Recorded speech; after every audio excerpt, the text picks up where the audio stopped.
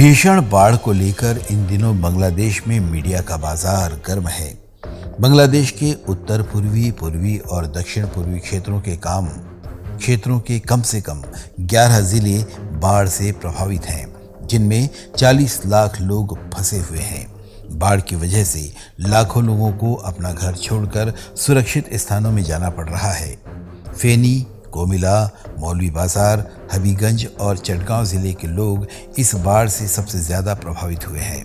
बांग्लादेश के आपदा प्रबंधन एवं राहत मंत्रालय के मुताबिक बाढ़ से अब तक कुल 23 लोगों की मौतें हो चुकी हैं और कई लोग लापता हैं। राजधानी ढाका और चटगांव के बीच सड़क के साथ रेल संपर्क टूट गया है। भूस्खलन के कारण चटगांव और कॉक्स बाजार में रेलवे लाइनें टूट गई हैं। बांग्लादेशी सोशल मीडिया की अफवाहों के चलते वहां के लोगों में भारत को लेकर गुस्सा देखने को मिल रहा है। बांग्लादेशी संगठन अपने देश में आई बाढ़ के पीछे भारत को जिम्मेदार ठहरा रहे हैं। बांग्लादेश की अंतरिम सरकार की पर्यावरण, वन और जल संसाधन मंत्रालय ने भारत पर आरोप लगाते हुए कहा, पानी छोड़ने से पहले भारत ने सूचना नहीं दी।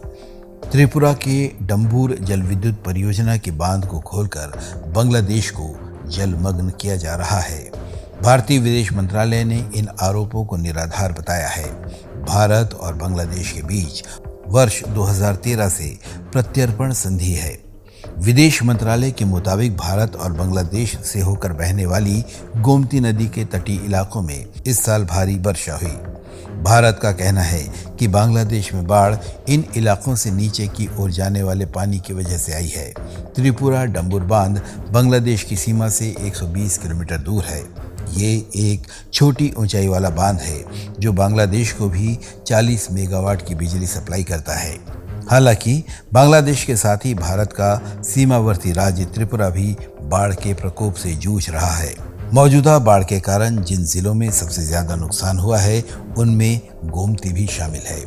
भारतीय विदेश मंत्रालय ने फरक्का बराज के गेट खोले जाने को लेकर कहा है कि ये एक सामान्य मौसमी घटनाक्रम है जो गंगा नदी बेसिन के जलग्रहण क्षेत्रों में भारी बारिश के कारण होता है। फरक्का केवल एक बैराज है, न कि एक बांध। जब भी पानी का स्तर तालाब के स्तर तक पहुंचता है तो जो भी जल प्रवाह आता है वो निकल जाता है। बांग्लादेशी मीडिया गलत जानकारी फैला रहा है कि भारत में बांध से पानी छोड़ा गया और बाढ़ आ गई। बांग्लादेश में बाढ़ से राहत के लिए वहां आम आदमी ही खुद की मदद कर पा रहा है और IHH ह्यूमैनिटेरियन रिलीफ फाउंडेशन बहुत बड़ी मदद कर रहा है। सरकार की ओर से कोई सुविधाएं नहीं मिल पा रही है। बांग्लादेश के पास रिसोर्स नहीं है और वहाँ के नए शासकों को अभी कुछ पता भी नहीं है कि ऐसी स्थिति में करना क्या है। उनके लिए भारत पर ब्लेम करना ही अभी सबसे आसान है।